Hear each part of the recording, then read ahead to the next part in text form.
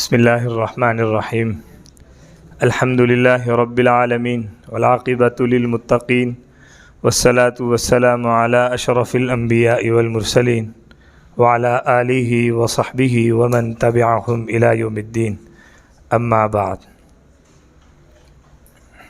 الحمد للہ، جیسا کہ آپ حضرات کو معلوم ہے، ہر جمعرات ادارۃ العلم گجرانوالہ کے زیر اہتمام مشاہیر اہل علم کے عنوان کے ساتھ محاضرات کا سلسلہ شروع کر رکھا تھا۔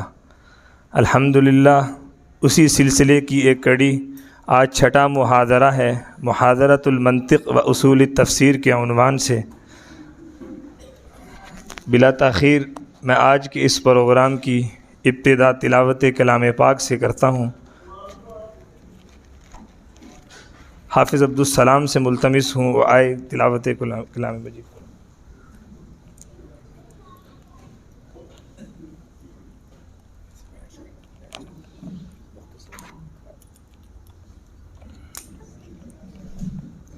السلام علیکم۔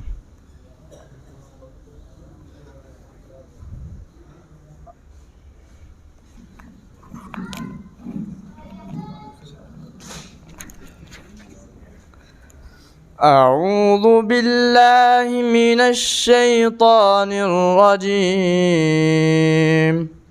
بسم اللہ الرحمن الرحیم۔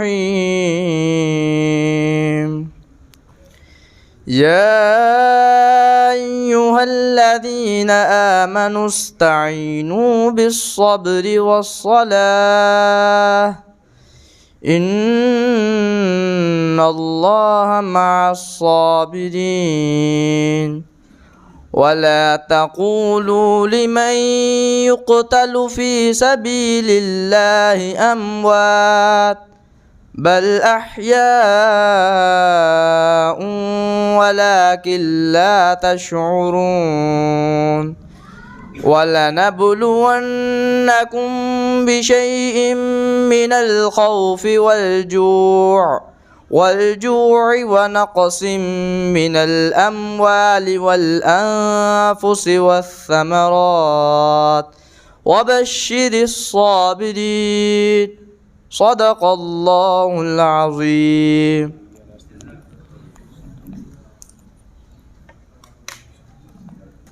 ہمارے آج کے مہمان خصوصی اور محاضر استاد محترم حضرت مولانا مفتی فضل الحادی صاحب دامت برکاتہم العالیہ تشریف فرما ہیں۔ میں حضرت سے ملتمس ہوں حضرت اپنا محاضرہ شروع فرمائیں۔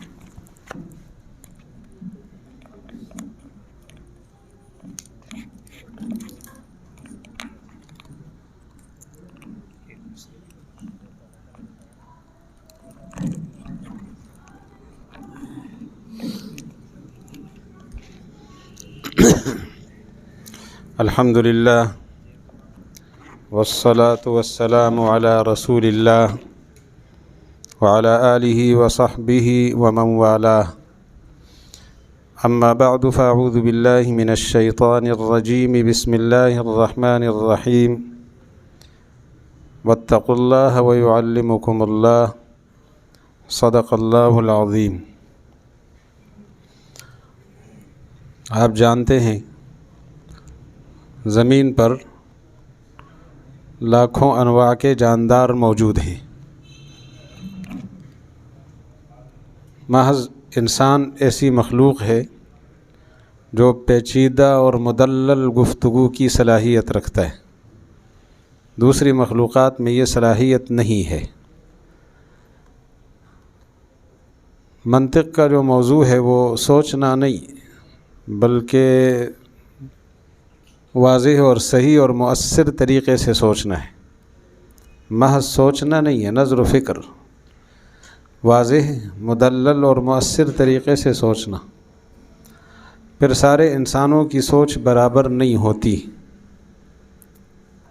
اس سلسلے میں یہی بات آپ سے کہنی ہے کہ سب کی سوچ برابر نہیں ہوتی تو پھر غلطی کرنے والے زیادہ ہوں گے اور غلطی کے امکانات بھی زیادہ ہوں گے۔ تو ہمیں ایک ایسے علم کی ضرورت ہے جو علم ہمیں غلطی سے محفوظ کرنے میں مؤثر کردار ادا کرے۔ یہاں چند تمہیدی باتیں عرض کرنی ہے کہ ایک تعریف ہوتی ہے، سب سے پہلے علم کی تعریف ہوتی ہے، لیکن خود تعریف کیا چیز ہے پہلے اس کو تو سمجھیں۔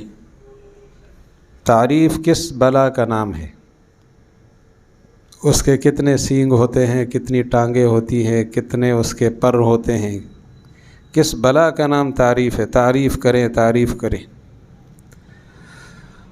تعریف وہ چیز جس کے ذریعے کسی چیز کی حقیقت واضح ہو جائے، ایک چیز نمایاں ہو جائے، ہمارے ذہن میں وہ چیز بیٹھ جائے، دماغ میں داخل ہو جائے۔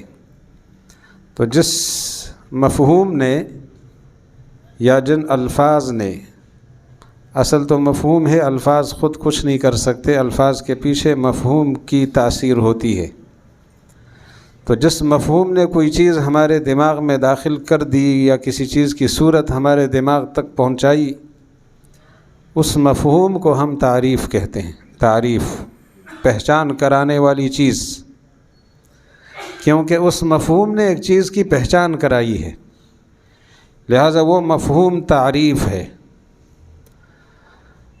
مثلا یہ مشہور مثال ہے، انسان کیا چیز ہے؟ مثلا ہم جنات کے علاقے میں چلے گئے، انہوں نے پوچھا کون ہو؟ ہم نے کہا انسان۔ انہوں نے پوچھ لیا کہ انسان کیا چیز ہے، تو کیا کریں گے؟ ہمارے جیسے یہ تو مسئلہ اس سے حل نہیں ہوگا، ان کے دماغ میں انسان کی حقیقت بٹھانی ہوگی۔ تو ہم نے کہا جی جاندار جانتے ہو؟ جاندار؟ انہوں نے کہا جی بالکل جانتے ہیں جاندار کو، روح پر چلنے والی مخلوق جاندار جانتے ہیں، وہی؟ ہم نے کہا جی وہی۔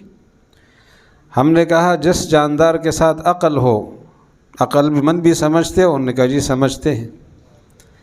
ہم نے کہا دنیا میں جتنے جاندار ہیں ان میں عقل والا جاندار میں ہوں، انسان عقل والا جاندار ہے۔ اب اس کے دماغ میں انسان کی صورت بیٹھ گئی، یہ ایک مفہوم تھا ہمارے پاس، جاندار اور عقل مند، دو چیزیں ہم نے جوڑ دی، اس کے دماغ میں انسان بیٹھ گیا، انسان بیٹھ گیا، اس کی شکل بیٹھ گئی۔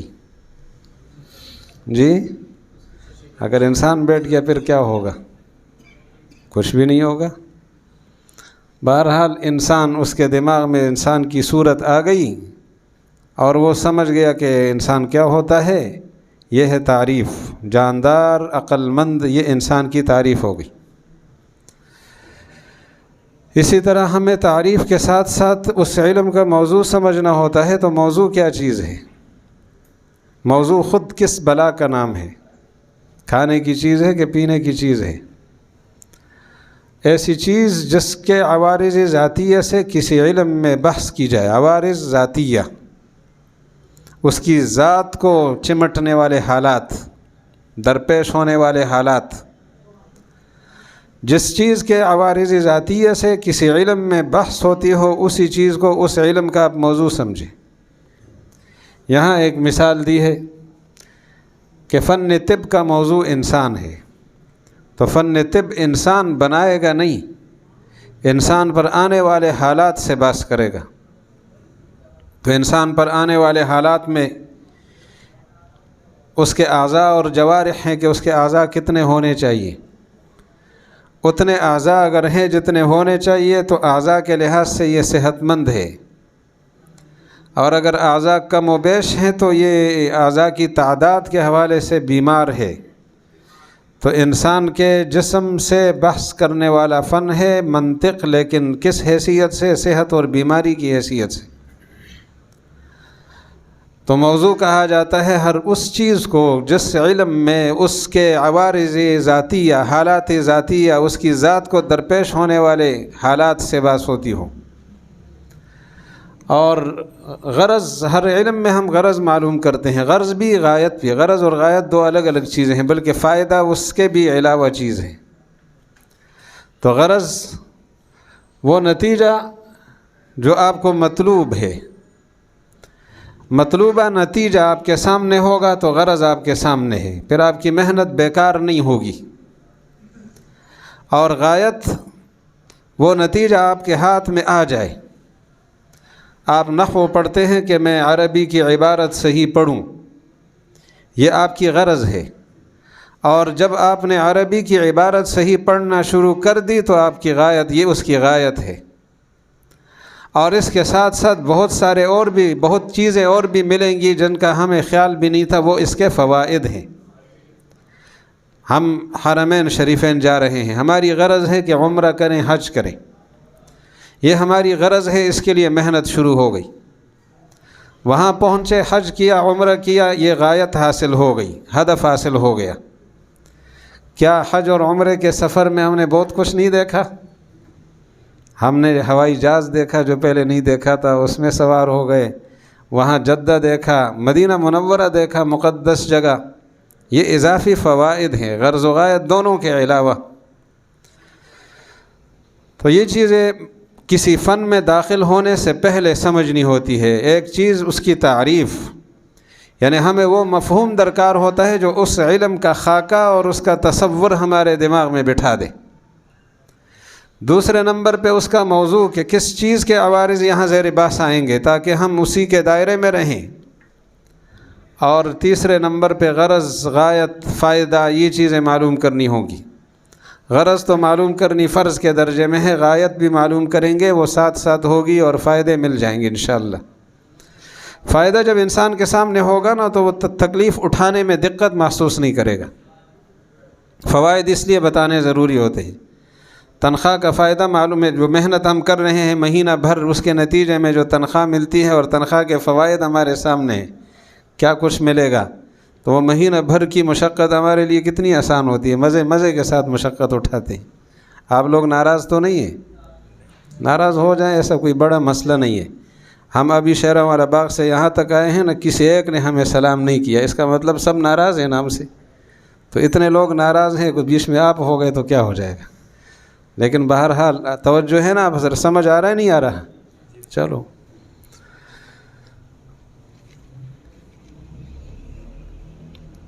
عوارض ذاتیہ سے بحث ہوتی ہے۔ یہ عوارض ذاتیہ طلباء جانتے ہیں یہ 3 قسم پر ہیں، جو بلا واسطہ کسی چیز کو براہ راست لگتے ہوں، صرف اس چیز تک پہنچتے ہوں، یہ عوارض ذاتیہ کی پہلی شکل ہے۔ عوارض ذاتیہ بلا واسطہ، جیسے انسان عجیب چیز دیکھے اس کو تعجب ہوتا ہے، تو تعجب اور انسان کے درمیان واسطہ نہیں ہے، تعجب لگتا ہی انسان کو ہے۔ انسان کے علاوہ دوسری کسی مخلوق کو، حیوانات میں سے، جانداروں میں سے کسی کو تعجب نامی صفت لاحق نہیں ہوتی، یہ حالت لاحق ہوتی ہی نہیں ہے۔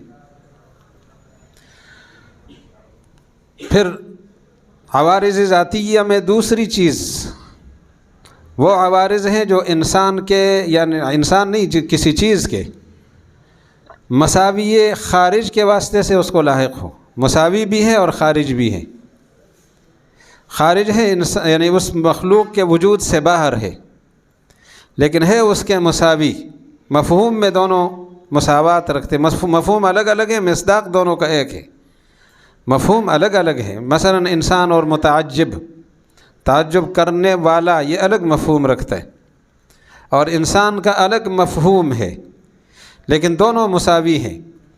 اب انسان کو ہنسی لاحق ہوتی ہے، ہنستا ہے، اور اس ہنسی اور انسان کے درمیان جو واسطہ ہے وہ تعجب ہے، تو متعجب انسان کے مساوی ہے، ضحک لگا ہے متعجب کو، اور متعجب انسان کا مساوی تھا لیکن مساوی خارج۔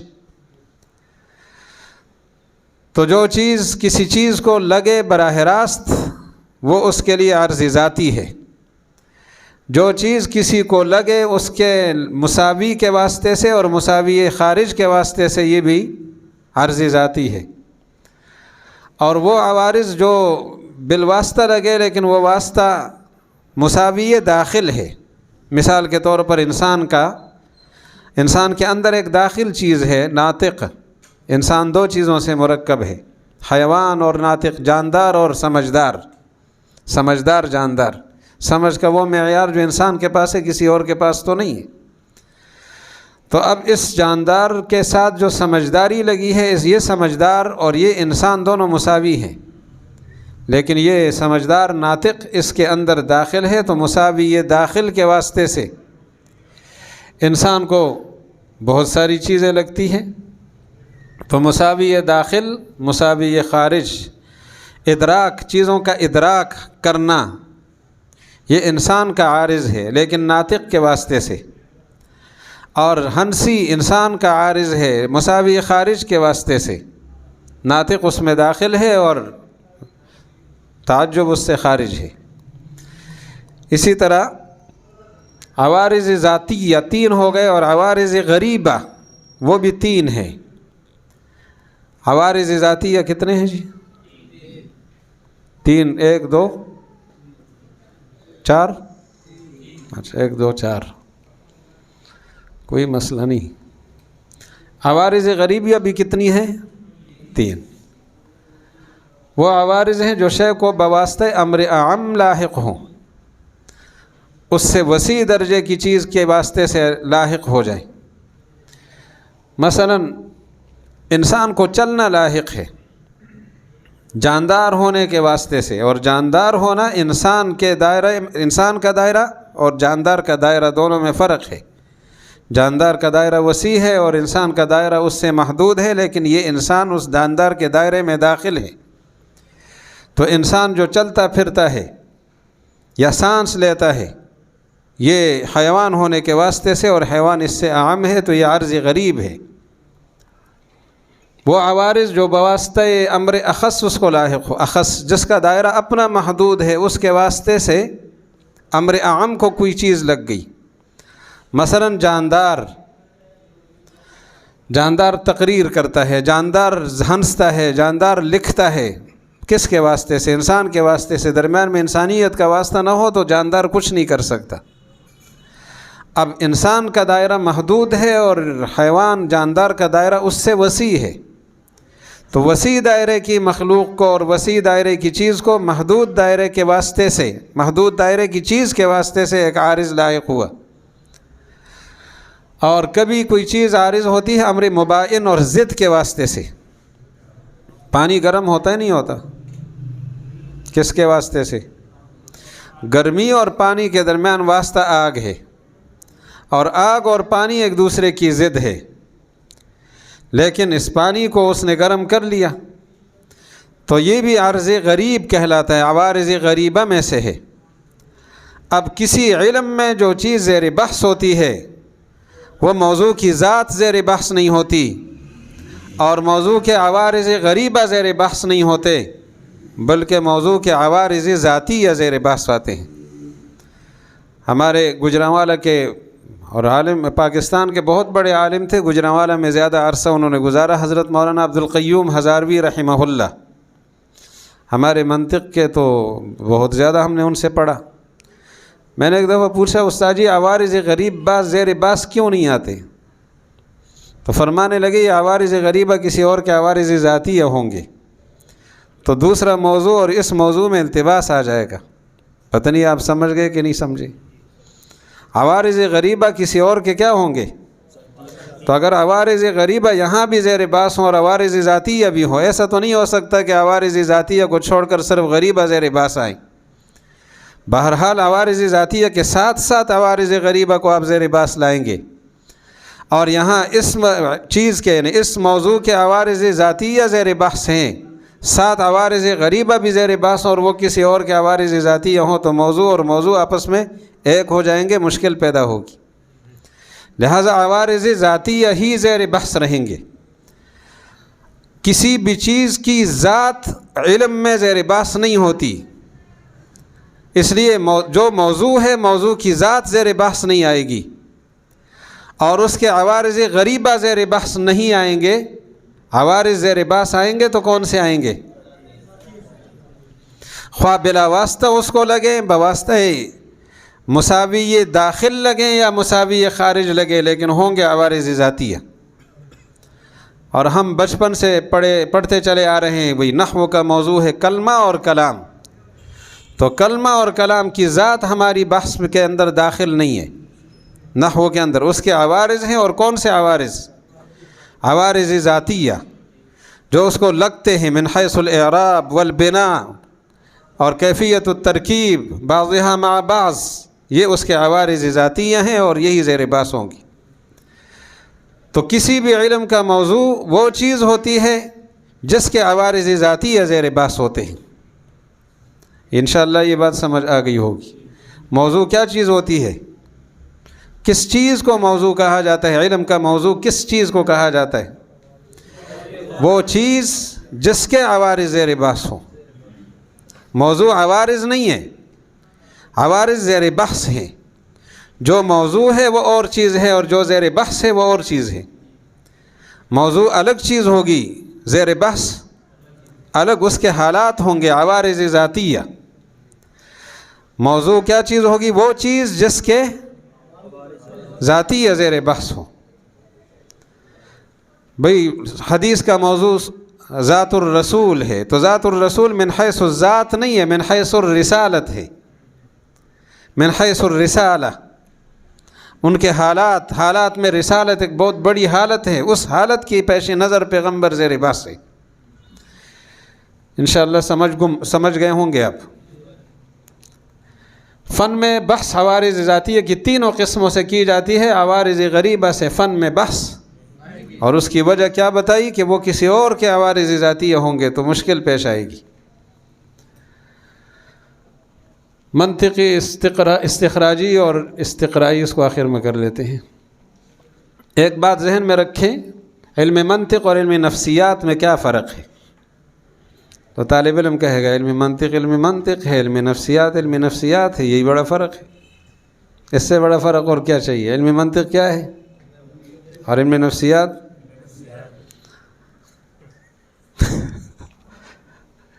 بھئی فکر کا عمل کس طرح ہوتا ہے؟ فکر کا عمل کس طرح ہوتا ہے، یعنی ہم کس طرح سوچتے ہیں، ہمارا طرز استدلال، طریق استدلال کیا ہے؟ یعنی میرے پاس طالب علم آیا، وہ اس کی سوچ کیا ہے، وہ سوچتا کیا ہے، اس کا انداز کلام کیا ہے، اس کا دائرہ فکر کیا ہے، اس کی استعداد کیا ہے، یہ موضوع ہے علم نفسیات کا۔ اور علم منطق فکر کے نتائج کس طرح ہوں گے، اس کے نتائج کیسے ہونے چاہیے، یعنی اس فکر کے نتائج صحیح ہوں گے، اس فکر کے نتائج غلط ہوں گے، اس فکر کے نتائج ایسے ہوں گے، اس فکر کے ایسے ہوں گے، یہ نتائج کیسے ہوں گے، یہ منطق کا موضوع ہے۔ یعنی یہ دیکھنا ہے کہ ہمیں کس طرح سوچنا چاہیے، ہم کس طرح سوچتے ہیں، نہیں ہم کس طرح سوچتے ہیں، یہ موضوع کس کا ہے، اور ہمیں کس طرح سوچنا چاہیے، منطق۔ ہمارا طریقہ استدلال کیسا ہوتا ہے، یہ کس کی زیر اثر ہے یہ بات؟ نہیں، ہمارا طریقہ استدلال کیسا ہوتا ہے، ہمارے محلے کے لوگ کیسے سوچتے ہیں، یہ نفسیات والے بات کریں گے۔ ہمارے محلے کے لوگوں کی سوچ کیا ہونی چاہیے، یہ کیا ہے، منطق۔ اسی طرح قوانین، کچھ قوانین سیاسی ہوتے ہیں، کچھ قدرتی ہوتے ہیں، کچھ منطقی ہوتے ہیں۔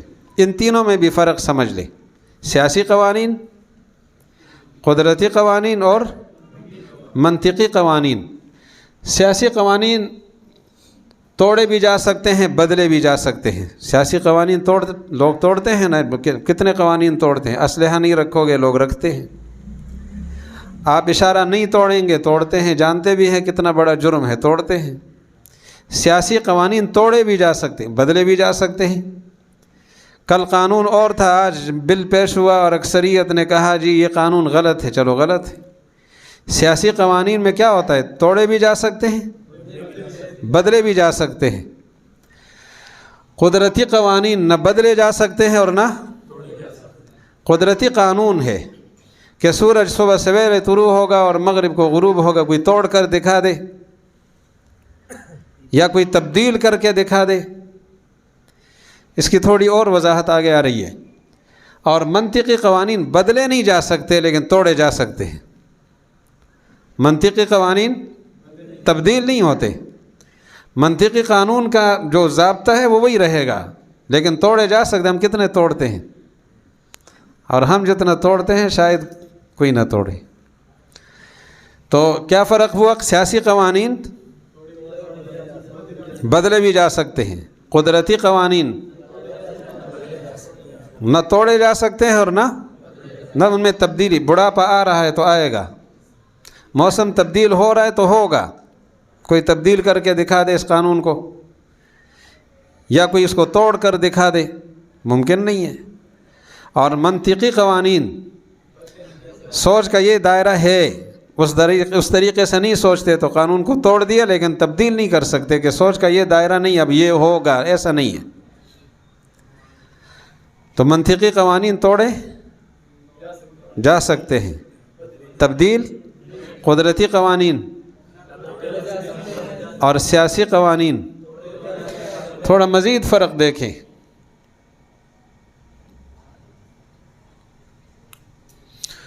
سیاسی قوانین احکام ہے کہ فلاں کو یہ کام، فلاں کام یوں کرنا پڑے گا ورنہ سزا ملے گی۔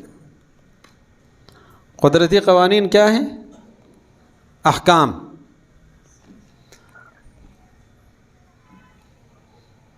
کام نہیں کر رہا۔ قدرتی قوانین کیا ہیں جی؟ احکام۔ اگر آپ اس کے مطابق نہیں چلیں گے تو سزا ملے گی۔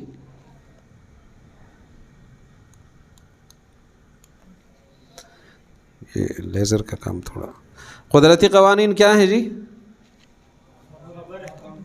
احکام۔ قدرتی قوانین خبر ہیں اور سیاسی قوانین احکام ہیں۔ آپ کو فلاں کام اس طرح کرنا ہوگا ورنہ سزا ملے گی، یہ کون سا قانون ہے؟ اور قدرتی قوانین کی مثال اس طرح وہ خبر ہے کہ فلاں کام یوں ہوتا ہے، اس میں کیا تبدیلی ہوگی؟ اس میں کوئی تبدیلی نہیں ہو سکتی۔ تو قدرتی قوانین گویا خبر ہے فلاں کام ہمیشہ یوں ہوتا ہے، اور منطقی قوانین مشورہ ہے کہ فلاں استدلال یوں کرنا چاہیے۔ قدرتی قانون خبر ہیں، اطلاع ہیں، اور سیاسی قانون حکم ہے، اور منطقی قانون مشورہ ہے۔ آگے ایک مثال دی ہے کہ قدرتی قانون کے نتیجے میں، یعنی اس کے توڑنے کے نتیجے میں تعزیر لازم آتی ہے، سزا، تعزیر۔ اور منطقی قانون باید، مشورہ ہے، ایسا ہونا چاہیے، اور قدرتی قانون ہست کہ ایسا ہے یا ایسا تھا۔ فکر، اگلی بات یہ ایک ضمنی بحث ہے۔ منطقی قانون کے اندر یہ ضروری ہے کہ فکر اپنی مطابقت، فکر کے اندر اپنی مطابقت موجود ہو۔ آپ دلیل پیش کر رہے ہو تو اس میں اپنا توڑ موجود نہ ہو۔ خیر یہ ضمنی بحث ہے، اگلی مراحل میں انشاءاللہ آئے گی، آگے تفصیلات آ رہی ہیں تو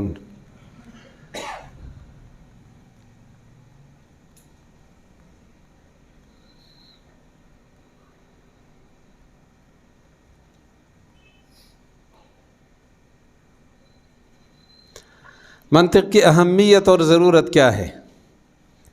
یہ ایک ناقابل تردید حقیقت ہے کہ علم کلام سے متعلق تمام کتب اور اعتقاد سے تعلق رکھنے والے تمام مضامین، عقائد کا وہ باب جو باطل کے سامنے ہے، فلسفیوں کے سامنے جو عقائد کا پورا سلسلہ ہے ہمارا، معتزلہ کے سامنے، ہم معتزلہ کا سامنا جو کریں گے وہ تو ان عقائد سے کریں گے، ان مضامین سے کریں گے جو عقلی رنگ میں ہیں۔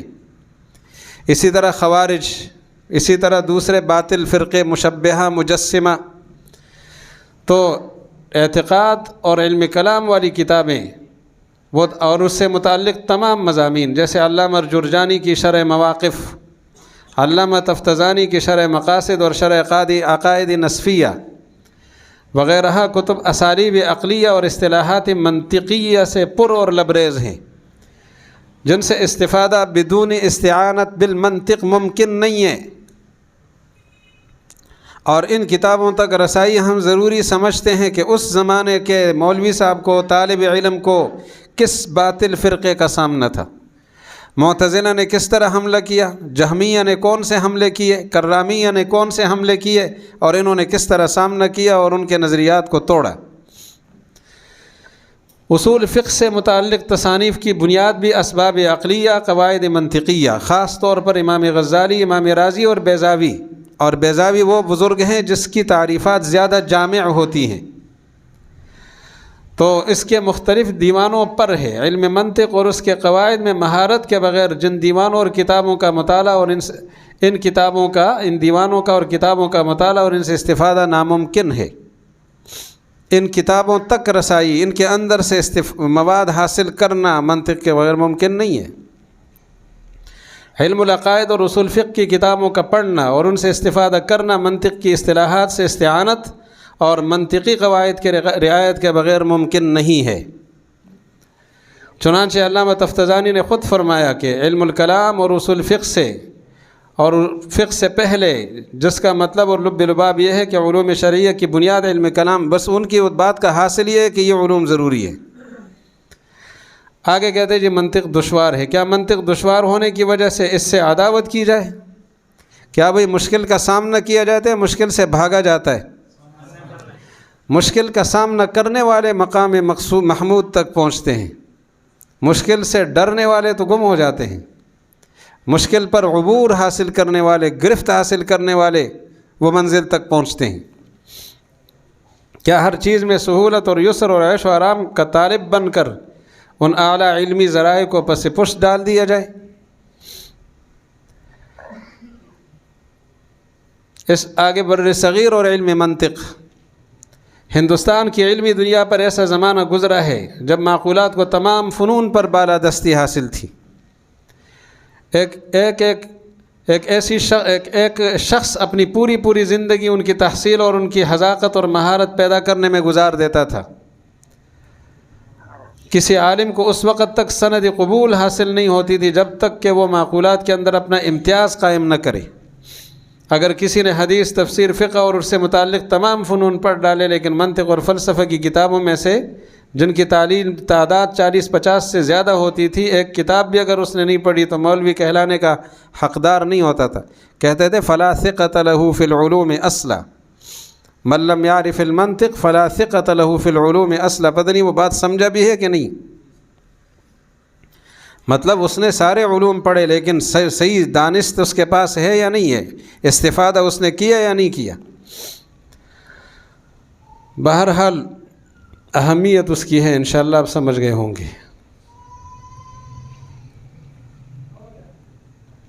علم کی کتنی قسمیں ہیں، ہم اب اشاروں سے آگے بڑھیں گے اور امید ہے کہ آپ بھی ساتھ ساتھ دوڑنے میں مدد کریں گے۔ علم دو قسم پر ہے، تصور اور تصدیق۔ ایسا علم جس میں نسبت خبریہ کی پختگی نہ ہو۔ عام طور پہ منطق کی کتابوں میں لکھا ہے کہ نسبت خبریہ کا اعتقاد نہ ہو، لیکن یہ بات ہمارے مخدوم حضرت مولانا عبدالقیوم ہزاروی رحمہ اللہ کو پسند نہیں تھی۔ فرماتے تھے اس سے تو ظن کی چیزیں نکل گئی، اعتقاد تو یقینی چیزوں میں ہوتا ہے۔ تو ان کا جو جملہ تھا وہ یہ تھا، پختگی نہ ہو۔ پختگی ظن سے شروع ہوتی ہے، اس میں اضافہ ہوتے ہوتے یقین تک یہ چیز پہنچتی ہے۔ تو نسبت خبریہ کی پختگی جس میں نہ ہو، جیسے زید، اب نسبت ہی نہیں ہے تو کہاں سے پختگی آئے گی؟ وسیع مکان موصوف صفت ہے لیکن نسبت نہیں ہے تو نسبت کی پختگی بھی نہیں ہے۔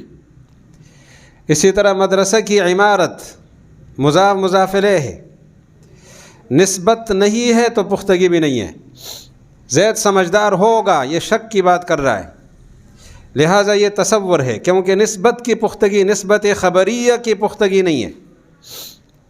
کیا عمر سمجھدار ہے؟ نسبت خبریہ ہی نہیں ہے، یہ انشاء ہے، لہٰذا یہ بھی تصور ہے، تصدیق نہیں ہے۔ نسبت ہونی چاہیے، نسبت خبریہ ہونی چاہیے، انشائیہ نہیں، اور نسبت خبریہ میں پختگی چاہیے۔ اب اگر شک ہے یا خیال ہے یا وہم ہے تو یہ تصور کے دائرے کی چیزیں ہیں، یہ تصدیق نہیں ہے۔ تو کیا خلاصہ نکلا؟ تصور کس بلا کا دوسرا نام ہے؟ نسبت خبریہ کی پختگی جس میں نہیں ہے۔ اب ایک آدمی کا ہم نام لیتے ہیں، اپنا نام آپ لے لیں، اب دیکھیں اپنا نام لیا ہے تو نسبت ہی نہیں ہے سرے سے، لہٰذا یہ تصور ہے۔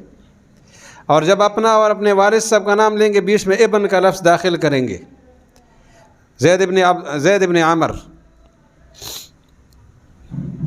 وہ لطیفہ ہے نا کہ ضرب زید عمرن، تو حکمران نے پوچھا کہ عمر کو آخر مارا کیوں ہے؟ داؤد اس کا نام تھا۔ بڑے لوگوں نے سمجھایا کہ فرضی مثال ہے، اس نے کہا فرضی یہ مثال کیوں ہے؟ ایک سمجھدار عالم نے کہا میں بتاتا ہوں اس کی وجہ۔ اس نے کہا حضرت اس عامر کو مارنا چاہیے، آپ کا اسم گرامی؟ اس نے کہا داود۔ کتنے واو ہیں؟ پڑھنے میں 2 آتے ہیں، لکھنے میں 1۔ کہتے ہیں اس عامر میں لکھنے میں واو آتا ہی نہیں ہے، اور لکھنے میں آتا ہے اور پڑھنے میں 1 بھی نہیں آتا۔ وہ جو آپ کے لکھنے میں 2 واو تھے، 1 اس نے لیا ہے۔ اس نے کہا بالکل مار اس کو مارنا چاہیے۔ تو بہرحال نسبت خبریہ کی پختگی نہ ہو تو یہ کیا ہے؟ اس میں انشاء کی ساری قسمیں آ گئی، شک کی صورتیں آ گئیں، اور مرکب ناقص کی ساری صورتیں آ گئیں، اور جو معدود چیزیں ہیں ایک ایک کو ہم گنتے ہیں، یہ ساری چیزیں آ گئی۔ تصدیق ایسا علم ہے جس میں نسبت خبریہ کی پختگی ہو، نسبت ایجابی ہو یا سلبی ہو۔ جیسے زید عالم ہے، زید عالم دین تنگ نظر نہیں ہوتا، عالم دین تنگ نظر نہیں ہوتا، خبر ہے اس کے اندر۔ اور نسبت کون سی؟ نسبت کی پختگی ہے اور سلبی نسبت ہے۔ تصور اور تصدیق،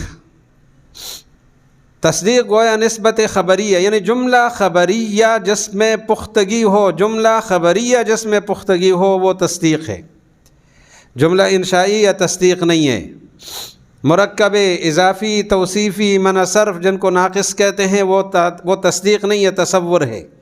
انشاء تصور ہے، تصدیق نہیں ہے۔ شک کی باتیں تصور ہے، تصدیق نہیں ہے۔ جملہ خبریہ جس میں پختگی ہو، خواہ اس بات کے دائرے کی پختگی ہو یا نفی کے دائرے کی پختگی، ایجابی پختگی ہو یا سلبی پختگی۔ جیسے گمان کے درجے میں کہتا ہے کہ میرا گمان یہ ہے کہ آج تاریخ 25 ہے، اب غلط بھی ہو سکتا ہے لیکن اس کا گمان یہی ہے، تو یہ تصدیق ہے کیونکہ پختگی حاصل ہے۔ ظن پھر اس کے بعد آگے درجات ہے یقین تک۔ پھر اس کی 2 صورتیں ہوتی ہیں، تصور ہو یا تصدیق۔ تصور بدیہی اور نظری، جہاں تصور میں تعریف کی ضرورت ہوتی ہے، یعنی ہم عجیب لوگ ہیں، دنیا کی بہت ساری چیزیں ہمیں معلوم ہیں اور بہت زیادہ معلوم نہیں ہے۔ ہم جب پیدا ہوئے تھے 2 چیزیں ساتھ لے کر آئے تھے، لا تعلمون شیئا، کچھ نہیں جانتے تھے، جہالت پوری طرح لے کر آئے تھے، اور غربت بھی لے کر آئے تھے، اتنے غریب تھے کہ لا یملکون شیئا، جہالت اور غربت فراوانی کے ساتھ لے کر آئے تھے۔ اب رفتہ رفتہ کچھ چیزیں بدیہی ہوتی گئی، ہمارے مشاہدے میں آتی گئی۔ اب کچھ چیزیں ہم جانتے ہیں اور بہت ساری چیزیں نہیں جانتے۔ جن کو ہم جانتے ہیں ان کو بدیہی کہا جاتا ہے، اور جن کو نہیں جانتے وہ نظری ہے۔ اب جن کو نہیں جانتے ان کو جاننے کے لیے ہمیں محنت کرنی ہوتی ہے، تو یہ جو جن کو جانتے ہیں ان کو آپس میں جوڑیں گے، نہ جانی ہوئی چیزیں حاصل کریں گے۔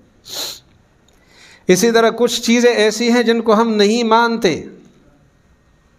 جن کو نہیں جانتے وہ تصورات ہیں، جن کو نہیں مانتے وہ تصدیقات ہیں، اور کچھ چیزیں ہم مانتے ہیں۔ ہم گجراوالا میں ہیں، یہ بات سب مانتے ہیں نا۔ ہم کراچی میں ہیں، اس کو کوئی بھی نہیں مانتا۔ ہم کراچی میں نہیں ہیں، اس کو سب مانتے ہیں۔ تو کچھ چیزیں ایسی ہیں جن کو ہم مانتے ہیں، جن کو ہم مانتے ہیں وہ بدیہی تصدیقات ہیں، اور جن کو ہم نہیں مانتے وہ نظری تصدیقات ہیں۔ میں دوبارہ سوال کروں گا، جن چیزوں کو ہم نہیں جانتے ان کا کیا نام ہے؟ نظری تصورات۔ کیا نام ہے ان کا؟ اور جن کو ہم نہیں مانتے، جن کو نہیں جانتے اور جن کو نہیں مانتے اور جن کو جانتے ہیں بدیہی تصورات، اور جن کو ہم مانتے ہیں۔ اب ہم نے کرنا کیا ہوتا ہے؟ جن کو جانتے ہیں ان کو ذریعہ بنا کر جن کو نہیں جانتے ان کو جاننے کی کوشش کرتے ہیں۔ ہم خود جانتے ہیں، ہمارے سامنے والا بندہ نہیں جانتا، تو ہم اس کے معلوم تصورات ملا کر اس مجہول تصور کو اس کے دماغ میں بٹھاتے ہیں۔ تو بہرحال اتنی بات سمجھ آئی ہوگی آپ کو۔ منطق کی تعریف کیا ہے بھئی؟ ایسا علم ایسا قانونی علم ہے جس کی رعایت رکھیں گے، نظر و فکر کی غلطی سے بچیں گے۔ نظر و فکر یہی معلوم کو ملا کر مجہول کو حاصل کرنا۔ آپ دکاندار کے پاس جائیں نا، ناشنا چیز دیکھیں یہ کیا ہے، وہ کوئی تعریف کرے گا یا نہیں کرے گا؟ تعریف تو سب کرتے ہیں۔ کیا دنیا کی سب تعریفیں برابر کے درجے کی ہوتی ہے؟ ہم مدرسے میں داخل ہو گئے، پہلے دن مثال کے طور پر استاذ نے کہا جی یہ نحو ہے، طالب علم نحو پڑھ رہا تھا، استاذ نے کہا نحو نہیں ہے، کیا ہے؟ نحو ہے۔ چلو اس سے احساس ہو گیا کہ یہ غلطی پھر نہیں کروں گا، لیکن یہ تصور تو دماغ میں تھا کہ یہ نحو کیا چیز ہے۔ اب اس نے وہ نحو نہیں جانتا، جو چیزیں جانتا ہے اب استاذ وہ چیزیں جمع کر کے اس کے دماغ میں اس نحو کا مفہوم بٹھائے گا۔ اب وہ جو نحو نہیں جانتا یہ کون سا تصور ہے؟ تصور نظری۔ اب استاذ کی ذمہ داری کیا ہے کہ معلوم تصورات جو اس کو معلوم ہے، خود کو نہیں۔ اگر ہم خود اپنی معلومات اس کو معلوم ہو یا نہ ہو عرض کریں گے تو مشکل پیش آئے گی۔ کون سے تصورات جمع کریں گے؟ جو اس کو معلوم ہے، ان تصورات کو جمع کر کے نحو کا تصور اس کے دماغ میں بٹھائیں گے۔ تو اگر ہم درجہ اولیٰ کے طالب علم کو کہیں علم یعرف به احوال و آخر الکلم الثلاث من حیث الاعراب والبناء، تو یہ تعریف ہے کہ تجہیل ہے؟ منطق کا موضوع حجت اور تعریف ہے۔ منطق کا کام یہی ہے کہ تعریف کا معیار آپ کو مل جائے کہ آپ تعریف کیسے کریں گے۔ جو چیزیں لوگ نہیں جانتے ان کی آپ نے تعریف کرنی ہے۔ تعریف کا معیار کیا ہے؟ کون سی تعریف تعریف ہے اور کون سی تعریف تعریف نہیں ہے۔ اسی طرح جو چیزیں لوگ نہیں مانتے آپ نے ان سے وہ چیزیں منوانی ہے، تو منوانے کے لیے آپ نے معلوم تصدیقات کو جمع کرنا ہے۔ اس کو دلیل کہتے ہیں، اور یہ دلیل کس معیار کا ہونا چاہیے؟ اب آپ سے میں پوچھتا ہوں قادیانی کافر ہے، آپ کا دعویٰ ہے، صحیح دعویٰ ہے، دلیل کیا ہے؟ تو طالب علم کہے گا قادیانی ختم نبوت کو نہیں مانتا، جو ختم نبوت کو نہیں مانتا وہ کافر ہے۔ ہم نے کہا ٹھیک ہے جی، صغرا ہے، جو قادیانی ختم نبوت کو نہیں مانتا اور مسلم صغرا ہے، کبرا ہے، جو ختم نبوت کو نہیں مانتا وہ کافر ہے، کبرا بھی مسلم ہے۔ لیکن مولانا آپ کی دلیل غلط ہے، کیونکہ دلیل کی دنیا میں یہ بات تسلیم ہے کہ ایجاب صغرا شکل اول ہو تو ایجاب صغرا اور کلیت کبرا چاہیے، اور آپ کی دلیل میں کبرا تو کلیہ ہے کہ جو ختم نبوت کو نہیں مانتا وہ کافر ہے، یہ کبرا کلیہ ہے لیکن صغرا موجبہ نہیں ہے، لہٰذا آپ کا نتیجہ غلط ہوگا۔ ایجاب صغرا چاہیے، صغرا موجبہ ہو، آپ نے غلط دلیل پیش کی۔ فہم تم؟ تو دلیل کا معیار کیا ہونا چاہیے؟ منطق کا کام یہ ہے، نہ منطق میں آپ کو دلیلیں دینی ہے۔ آپ نے کبھی منطق میں نحو کے دلائل پڑھے ہیں؟ فقہ کے دلائل پڑھے ہیں؟ دلائل دینے نہیں، دلائل اس کا کام نہیں ہے، تعریف ہے۔ ہم نے اس منطق میں کبھی نحو کی تعریف نہیں پڑھی، پڑھنی بھی نہیں ہے، کوئی پڑھائے گا تو وقت ضائع کرے گا۔ نحو کی اصطلاحات، یہ جو اصطلاحات ہیں نا، یہ نظری تصورات ہیں۔ ضمناً بات یاد آ گئی، جتنی اصطلاحات ہیں، اسم فعل حرف معرب مبنی وغیرہ وغیرہ، یا فقہ کی اصطلاحات ہے طہارت، صلاۃ، زکوٰۃ، حج، عمرہ، یہ اصطلاحات ہے، بیع، اور اسی طرح مزاربت وغیرہ وغیرہ، جتنی اصطلاحات ہیں۔ حدیث کی دنیا کی اصطلاحات ہیں، حدیث مرفوع ہے، موقوف ہے، مقطوع ہے، اور یہ مرسل ہے، یہ متصل الاسناد ہے۔ یہ ساری اصطلاحات یہ نظری تصورات ہیں۔ جتنی اصطلاحات ہیں یہ کیا ہوتی ہیں؟ ان کے لیے تعریف کی ضرورت ہے، اور بدیہی تصورات سے ان نظری تصورات کو ہم دماغ میں بٹھا سکتے ہیں۔ اور جتنے مسائل ہیں یہ نظری تصدیقات ہیں۔ طہارت میں 4 فرض ہیں، وضو میں 4 فرض ہیں، حنابلہ نے کہا 7 فرض ہیں، یہ 7 فرض ہیں، یہ نظری تصدیق ہے، اس کے لیے دلیل چاہیے۔ اسی طرح نحو میں کل فاعل مرفوع قاعدہ ہے، زید مرفوع، اس کے لیے دلیل چاہیے۔ تو جتنے مسائل ہیں وہ نظری تصدیقات ہیں، اور جتنی اصطلاحات ہیں وہ نظری تصورات ہیں۔ ان کی تعریف ہم نے کرنی ہے، خواہ یہ اصطلاحات نحو میں ہوں یہ اصطلاحات اصول فقہ میں ہو، یہ اصطلاحات فقہ اسلامی میں ہو، حدیث کی دنیا میں ہو، یا کسی بھی فن میں ہو، کسی بھی حوالے سے تعریفیں ہمیں چاہیے، ان کی اصطلاحات سے واقف ہونے کے لیے تعریف اور مسائل کے لیے دلائل۔ اب دلیل کا معیار کیا ہے، یہ منطق کے سوا کسی نے نہیں دینا ہمیں، اور تعریف کا معیار کیا ہے، کون سی تعریف معیاری ہے، کس تعریف کو دنیا تعریف مانے گی، منطقی سے پوچھیں گے۔ کسی اور فن کی ذمہ داری میں یہ بات شامل نہیں ہے کہ تعریف کا معیار کیا ہے اور دلیل کا معیار کیا ہے، یہ کسی فن کی ذمہ داری میں شامل ہی نہیں ہے۔ ہماری دو مجبوری، دو ضرورتیں ہیں اور بڑی ضرورتیں ہیں، ایک تعریف اور دوسری، آپ اونچا بولیں، نمبر ایک دلیل، نمبر دو ہماری ضرورت ہے کہ نہیں ہے؟ جو چیزیں ہمارے سامنے والا بندہ نہیں جانتا ہم کیا کریں گے، اور جو چیز نہیں مانتا، اور تعریف کس میں آیا، کون سی تعریف کہلائے گی اور کون سی دلیل کہلائے گی، ورنہ ہر آدمی دلائل دیتا ہے۔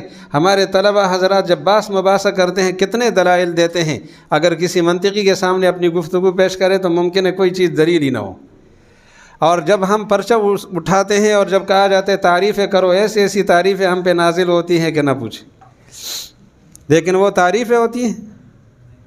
تو تعریف کون سی تعریف ہے، دلیل کون سی دلیل ہے، یہ کون بتائے گا ہمیں؟ ہاں جی، اس لیے اس کی غرض و غایت یہ غور و فکر میں غلطی سے بچنا۔ غور و فکر یہی تعریف اور یہی دلیل غور و فکر ہے۔ اب غور و فکر کیا چیز ہے بھی؟ تعریف اور دلیل۔ غور و فکر کیا چیز ہے؟ بولو تو صحیح۔ قول، اس تعریف کے نام اور بھی ہیں، معرف بھی اس کا نام ہے، قول شارح بھی ہے، اور دلیل کو حجت کہتے ہیں۔ ہم اب بھاگتے چلے جا رہے ہیں، اب آپ انشاءاللہ ساتھ دیں گے نا دوڑنے میں؟ آپ کو میرا خیال آواز نہیں آ رہی ہے؟ ہاں آ رہی ہے۔ نظر و فکر، تعریف اور دلیل، معرف، قول شارح اور تعریف۔ اب ہم اپنے ہدف تک قریب آ گئے۔ معرف کی کیا تعریف ہے، یعنی تعریف کی کیا تعریف ہے؟ ما یقال علیہ لافادۃ تصورہ، جو مفہوم کسی پر محمول ہو جائے، کسی پر سوار ہو جائے، اور اس لیے محمول ہو جائے کہ اس چیز کا تصور کسی کے دماغ میں بٹھا دے، یہ تعریف ہے۔ ما یقال علیہ، وہ چیز جو کسی چیز پر، معرف الشیء، اس چیز کا معرف کیا ہے؟ کہتے ما یقال علیہ، جو اس چیز پر بولا جائے۔ کیوں بولا جائے؟ لافادۃ تصورہ، تاکہ اس کے تصور کا فائدہ دے اس کو۔ آگے اس کی دو شکلیں ہیں، دو مقاصد ہیں، تحصیلاً او تفسیرا۔ تحصیلاً، ایک چیز اس کے دماغ میں نہیں ہے، اس کے دماغ میں داخل کرے، اور اگر ہے لیکن حاضر کر دے تو یہ تفسیراً ہے۔ میں نے پوچھا آپ سے غضنفر کیا چیز ہے؟ غضنفر، تو آپ عربی سے اگر واقف ہیں تو آپ کہہ دیں گے شعر۔ اب دیکھو نا، شعر بھی اس کا نام تھا، غضنفر بھی اس کا نام تھا۔ غضنفر کا تصور، وہ جو مفہوم تھا وہ میرے دماغ میں تھا لیکن واضح نہیں تھا، اس کو نمایاں کر دیا کہ یہ ہے۔ اور انسان کیا ہے؟ کہتے حیوان اور ناطق، تو اس کا تصور دماغ میں بٹھایا، داخل کیا۔ ما یقال علیہ لافادۃ، اس جملے کو ذرا دوہرا دیں اب۔ ما، یہ تعریف ہو گئی تحصیلاً او تفسیراً، اس کی دو شکلیں ہو گئی، معرف، تعریف، قول شارح۔ کسی شے کی تعریف ایسا مفہوم ہے جو اس چیز پر محمول ہو تاکہ اس کی صورت ذہن میں آئے۔ یہ مختصر سا لکھا ہے، جس سے طالب اپنے مطلوب تصوری کو معلوم کرے، جس چیز سے طالب اپنے مطلوب تصوری کو معلوم کرے، تصدیقی کو نہیں، یعنی جس چیز سے مطلوب تصوری آپ معلوم کریں گے وہ تعریف ہے۔ آپ حج نہیں جانتے، حج کیا چیز ہے؟ تو حج، اب معلوم تصورات جمع کریں گے۔ حج کس کو کہتے ہیں؟ پانچ مخصوص ایام، 8، 9، 10، 11 اور 12 ذوالحجہ، یہ 5 ایام ہیں۔ 5 مخصوص مقامات۔ کون کون سے مقامات؟ کعبۃ اللہ، صفا مروہ، منا، مزدلفہ اور عرفات۔ 5 دن، 5 جگہیں، اور 7 اعمال کا نام حج ہے۔ 5 دن ہو، 5 جگہ ہوں اور 7 اعمال ہوں۔ کون سے 7 اعمال؟ احرام، طواف، سعی، وقوف، اور اس کے بعد کیا ہے جی؟ رمی جمرات، قربانی، حلق یا قصر۔ یہ کام 7 کام 5 دن 5 جگہوں میں ہو جائے تو حج ہے۔ اب آسانی سے اس کے دماغ میں حج بیٹھ گیا، حج پہلے اس کے ذہن میں نہیں تھا تو داخل ہو گیا۔ یہ ہے افادت تصوری تحصیلاً۔ اور صلاۃ کا کیا معنی ہے؟ آپ کہتے ہیں نماز۔ اب صلاۃ کا جو مرادف کے ساتھ ترجمہ کیا ہے ڈکشنری، یہ جو تفسیراً ہے نا، یہ ڈکشنریوں کا کام ہے، اور تحصیل جو ہے یہ پھر حکماء اور یعنی ماہرین کا کام ہے، وہ تعریف کریں گے جو حقائق سے واقف ہیں، یا اس کو حاصل کرے۔ اس لیے یہ ما یقال علیہ لافادۃ تصوری، یا اس کو حاصل کرے۔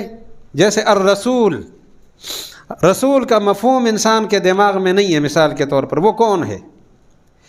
ہم سے کسی نے پوچھا جو غیر مسلم تھا، نہیں جانتا تھا کہ رسول کون ہوتا ہے، آپ رسول کی دعوت دیتے ہو۔ ہم نے کہا جی انسان، وہ سمجھتے کہ انسان تو ہوتا ہے۔ بعثہ اللہ، اللہ نے اس کو بھیجا ہے لتبلیغ الاحکام، کس کے لیے؟ اب رسول کا تصور دماغ میں داخل ہو گیا، پہلے حاصل نہیں تھا، اب حاصل ہو گیا۔ اس کے ساتھ ہی یا اس کی وضاحت طلب کرے، مثلا الغضنفر، الاسد۔ غضنفر کیا ہے جی؟ تو لفظ کا ترجمہ یہ تعریف ہے، لیکن تعریف لفظی ہے، یہ تحصیل کے لیے نہیں، تفسیر اور وضاحت کے لیے ہے۔ یہ چیز پہلے سے دماغ میں ہوتی ہے۔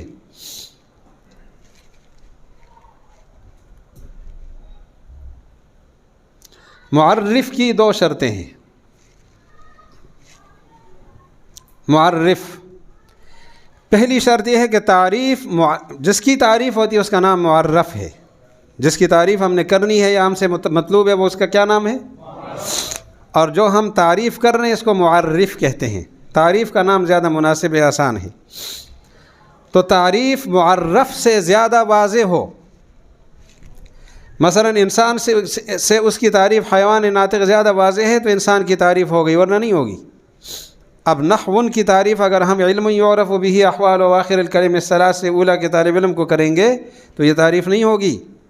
تعریف کے لیے پہلی بنیاد یہ ہے کہ وہ معرف سے زیادہ واضح ہو، لہٰذا ہمیں متبادل الفاظ سے اس کے دماغ میں بٹھانا ہوگا نحو کا مفہوم۔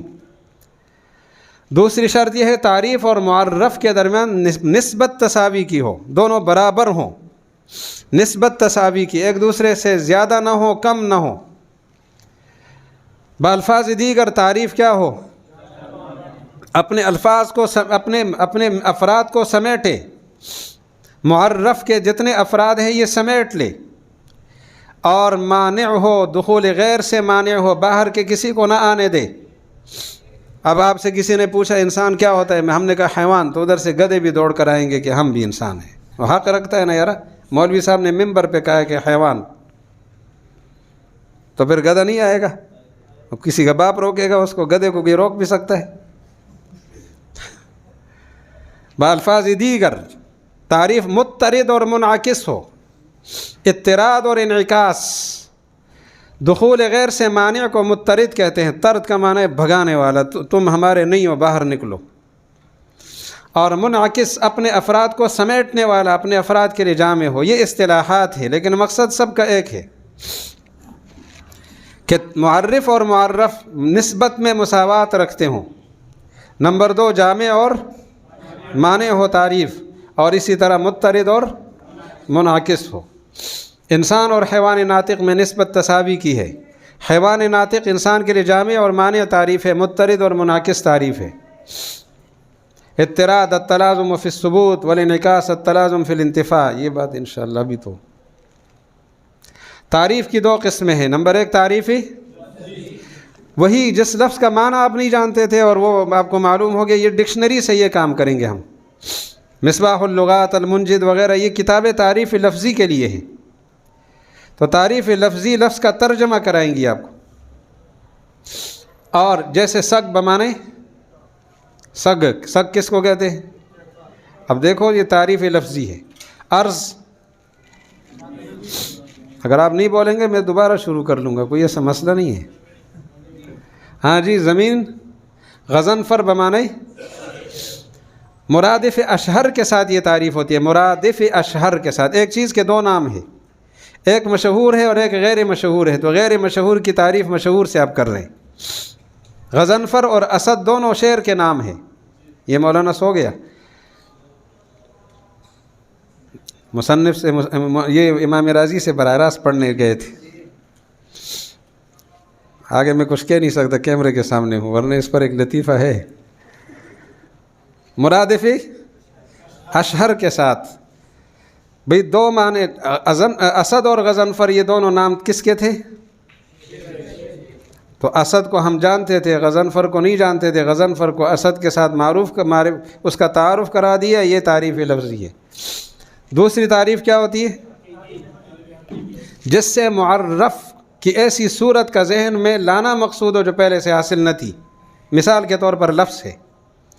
لفظ کس کو کہتے ہیں؟ اس کی صورت دماغ میں حاضر نہ تھی. ہم نے کہا جی صوت یعتمد علی المخارج. اولیٰ کے طالب علم کو ایسا نہیں کہیں گے، اس کو کہیں گے وہ آواز جو حروف ہجا سے بنے. آواز کو وہ جانتا ہے، آواز کو بچہ نہیں جانتا. حروف ہجا پہ تو مار پڑی ہے اس کو. وہ تیز وہی کہتا تھا، استاد مارتا تھا. قرأت سبع میں آ کر کہتے تے ہے، ہم نے کہا اسی پہ تو مار پڑی تھی، اب تے ہی بھی جائز ہو گیا. جس سے معرف کی صورت دماغ میں بیٹھ جائے جو حاصل نہ ہو. جیسے لفظ کیا تعریف ہے اس کی؟ صوتن، وہ آواز جو حروف ہجا پر مشتمل ہو. اب حروف ہجا کو جانتا ہے، اس کو نظر آ گیا کہ جی یہ لفظ کس نسل سے ہے اور پھر کون ہے. یعتمد علی المخارج، حروف ہجا والا. یہ تعریف حقیقی ہے. وہ آواز جو کس پر مشتمل ہو. یہ لفظ کی کیا ہے؟ اب قافیہ میں آپ شروع ہو گئے. الکلمۃ لفظ وضع لمعنی مفرد، یہ کلمہ کی تعریف حقیقی ہے. الاسم ما دل علی معنی فی نفسہ غیر مقترن بأحد الازمنة الثلاثہ، یہ اسم کی تعریف حقیقی ہے. اسم کا تصور دماغ میں داخل کرنے کے لیے یہ تعریف ہو رہی ہے. المعرب فالمعرب المرکب الذی لم یشبہ مبنی الاصل، تعریف ہو رہی ہے.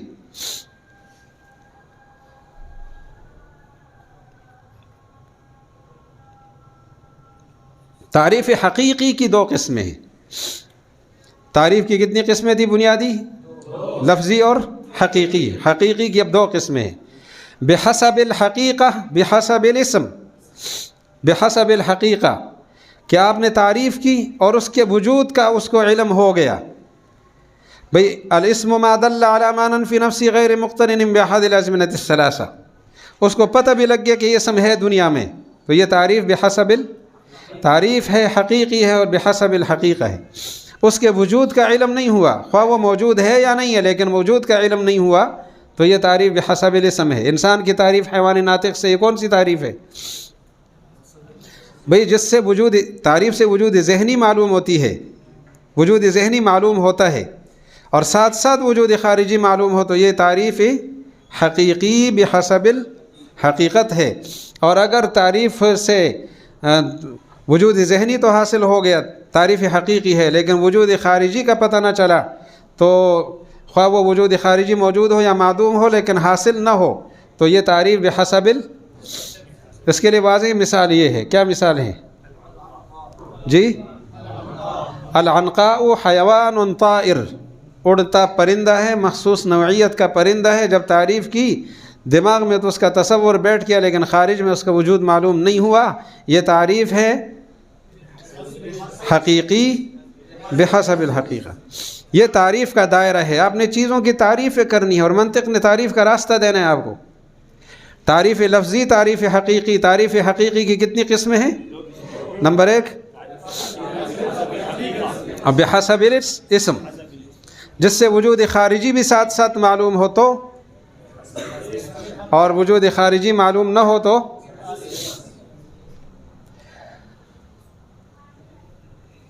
ما هذا آگے تعریف حقیقی کی 4 قسمیں ہیں، بحسب الاسم ہو تو بھی 4 قسمیں ہیں، اور بحسب الحقیقت ہو تو بھی 4 قسمیں ہیں۔ حد تام، حد ناقص، رسم تام۔ جو تعریف تمام ذاتیات پر مشتمل ہے، عرضی ساتھ کوئی نہیں ہے، یہ تعریف حد کہلاتی ہے۔ اب ذاتیات ساری اکٹھی، صرف ذاتیات پر مشتمل تعریف کو حد کہتے ہیں۔ ذاتیات کس کو کہتے ہیں؟ جس سے وہ چیز بنے، جس سے وہ چیز جو مٹیریل ہے نا، جو اجزاء ترکیبیہ ہیں، اجزاء ترکیبیہ، ان سے اگر آپ تعریف کریں گے تو یہ حد ہے۔ اب سارے اجزاء ترکیبیہ زبان پر لے آئے تو حد تام ہے، اور کچھ لے آئے کچھ چھوڑ دیے تو حد ناقص ہے۔ اجزاء ترکیبیہ ذاتیات سے تعریف ہو، عرضیات ساتھ شامل نہ ہو تو یہ کیا ہے؟ اب ساری ذاتیات آ گئی تو، اور کچھ آ گئی کچھ رہ گئی، حد ناقص۔ اور تعریف لوازمات سے کریں، خصوصیات سے تعریف کریں۔ انسان کا مٹیریل جاندار ہونا اور سمجھدار ہونا ہے، عقل مند ہونا، یہ اس کا مٹیریل ہے، اس سے انسان تیار ہوا ہے۔ آپ نے انسان کی تعریف حیوان اور ناطق سے کی جنات کی دنیا میں، کہ انسان کون ہوتا ہے؟ پکڑے گئے اور جنات لے گئے، انہوں نے کہا تو کون ہے؟ میں انسان ہوں۔ کیا ہوتا ہے؟ حیوان ناطق ہوتا ہے۔ اور ٹھیک ہے ٹھیک ہے، ان کو تو پتہ ہے حیوان کیا چیز ہے، ناطق، لیکن انسان کو نہیں دیکھا تھا انہوں نے۔ بات سمجھ آ گئی آپ کو؟ تو یہ جو ذاتیات سے تعریف ہوتی ہے یہ کیا کہلاتی ہے؟ حد۔ تمام ذاتیات ہو تو کچھ ذاتیات چھوڑ دیں، اور اگر لوازمات سے تعریف ہو، اثرات سے، لوازمات سے، خصوصیات سے، بھئی اسم کیا ہوتا ہے کہ جس پر رفع، نصب، جر، تنوین، شنوین سب آتے رہیں، یہ اسم کی تعریف لوازمات سے کر رہے، یہ تعریف بالرسم ہے۔ تعریف اس کے مٹیریل سے کریں گے، ذاتیات سے کریں گے تو حد، لوازمات سے کریں گے تو رسم۔ رسم پھر ساتھ کچھ ذاتیات اور کچھ، یعنی جن سے قریب اور خصوصیت ہو تو یہ کیا کہلائے گی؟ رسم تام، ورنہ رسم ناقص۔ انشاءاللہ سمجھ گئے ہوں گے۔ وقت کتنا باقی ہے بھائی؟ حد تام، ٹھیک ہے۔ حد تام، حد ناقص، جن سے قریب، فصل قریب سے بنے حد تام، صرف فصل قریب اور ساتھ جن سے بعید ہو، دونوں صورتوں میں حد ناقص۔ رسم تام خاصہ ہے، خاصہ جو دوسروں سے ممتاز کرتا ہے، اور ساتھ جن سے قریب ہو تو رسم تام، ورنہ رسم ناقص۔ انشاءاللہ سمجھ آ گئی ہوگی آپ کو۔ اس میں اب ہم آگے انتخاب کریں گے، استیاب اب نہیں ہو سکے گا انشاءاللہ۔ اتنا تو سمجھ آیا ہوگا نا تعریف کی دنیا میں۔ اطلاع علی ذاتیہ، تعریف کے 2 مرکزی مقاصد ہیں، ذاتیات پر واضح مطلع ہونا یا دوسروں سے جدا کرنا۔ تعریف کا مقصد کیا ہوتا ہے؟ ایک چیز کی ذاتیات پر آپ مطلع ہو گئے تو دوسروں سے ممتاز بھی ہو جائے گا، اور اگر دوسروں سے ممتاز کر لیا، جیسے تعریف بالرسم آپ کرتے ہیں دوسروں سے جدا کرنے کا کام، تو بھی تعریف ہوگی۔ اگر دونوں میں ایک چیز نہ ہو تو تعریف نہیں ہے۔ ان کو پھر انشاءاللہ، یہ کیا مسئلہ ہے بھائی، یہ تنگ کرتا ہے۔ تعریف کے کتنے مقاصد ہیں؟ ایک چیز اطلاع علی ذاتیات، دوسری چیز، اب یہ 2 فائدے جب آپ نے حاصل کرنے ہیں تو کچھ پابندیاں آپ پر لاگو ہوں گی۔ ایک یہ کہ آپ تعریف میں کچھ کمزوریوں سے بچیں گے، ورنہ آپ کی تعریف نہیں رہے گی۔ تعریف میں ناشنا الفاظ نہیں لائیں گے، مخاطب کے لیے ناشنا الفاظ نہیں لائیں گے جس کا مفہوم وہ نہیں جانتا۔ اسی طرح مجاز نہیں لائیں گے قرینے کے بغیر، مجاز وہ کوئی اور معنی مراد لے گا، آپ کچھ اور مراد لیں گے، ساتھ قرینہ ہو اور پتہ ہو کہ قرینے سے وہ معنی سمجھتا ہے، معنی مرادی، تو تعریف کریں۔ اسی طرح تعریف میں مشترک الفاظ نہیں لائیں گے بلا قرینہ، ساتھ قرینہ ہو اور پتہ ہو کہ اس قرینے کے نتیجے میں یہ معنی مرادی سمجھ جائے گا تو تعریف کریں۔ الفاظ مشترک لائیں ورنہ نہ لائیں۔ معنوی وجوہ اختلال، تعریف معرف کی مباین ہو، تعریف بالضد کرے، انسان کی تعریف گدھے کے الفاظ سے کرے تو تعریف تو نہیں ہوگی۔ معرف سے اخفا ہو، تعریف نہیں ہوگی۔ اسی طرح معرف سے جہالت، معرف اور معرف جہالت اور کیا معرفت میں ہم رنگ ہو، جو معرف کو جانتے ہیں معرف کو جانتے، جو اس کو نہیں جانتا اس کو نہیں جانتا، تب تعریف نہیں ہوگی۔ اور تعریف دوری ہو، دور اس میں کہ معرف کو جاننے کے لیے خود معرف کی ہمیں ضرورت ہے، اور یعنی یہ جس سے ہم تعریف کر رہے ہیں، تعریف کو جاننے کے لیے اس معرف کی ضرورت ہے، تو اس کی تعریف ہم اس سے کریں گے، پھر اس سے اس کی تعریف کریں گے تو دماغ خراب ہوگا۔ انشاءاللہ سمجھ گئے ہوں گے۔ اس کے بعد حجت کی سرسری بات آپ کے سامنے لا رہے ہیں، حجت کی دلیل ہم دے رہے ہیں۔ جو نہیں جانتا تعریف کریں گے، جو نہیں مانتا کیا دیں گے؟ دلیل، حجت۔ حجت کی 3 قسمیں ہیں، قیاس، استقراء اور تمثیل۔ کلی سے جزیات کا حال معلوم کرنا یہ قیاس ہے۔ زید مرفوع، اس کو کہاں سے معلوم کیا؟ کل فاعل مرفوع سے۔ زید مرفوع کیوں ہے؟ لأنه فاعل وکل فاعل مرفوع، نتیجہ نکلا زید مرفوع۔ اس جزی کا حال ہم نے کلی سے معلوم کیا تو یہ قیاس ہے۔ اور کلیات کا حال جزیات سے معلوم کیا۔ الصحابۃ کلہم عدول، صحابہ عدل و انصاف والے ہیں۔ کہاں سے پتہ چلا؟ استقراء سے۔ ابو بکر عدل والا، عمر عدل والا، دیکھتے گئے آخری صحابی جو فوت ہوا ابو طفیل عامر ابن واصلہ رضی اللہ عنہ 110 ہجری میں، سب عدل والے تھے، تو کیا فیصلہ کیا؟ یہ ہے جزیات سے کیا معلوم کرنا؟ کلیات کو معلوم کرنا، جزیات سے کلی کے احکامات، اور ایک جزی سے دوسری جزی کا حال معلوم کرنا، یہ ہے تمثیل۔ اور آپ جو فقہ میں اصول فقہ پڑھتے ہیں، وہاں قیاس کی بات جو پڑھتے ہیں تو وہ آپ یہ والا قیاس بالکل نہیں پڑھ رہے، یہ استقراء بھی نہیں پڑھ رہے، آپ تمثیل پڑھ رہے ہیں، اور اس کا کیا نام دے رہے ہیں؟ قیاس۔ یہ جو اصول فقہ کا قیاس ہے وہ تمثیل ہے۔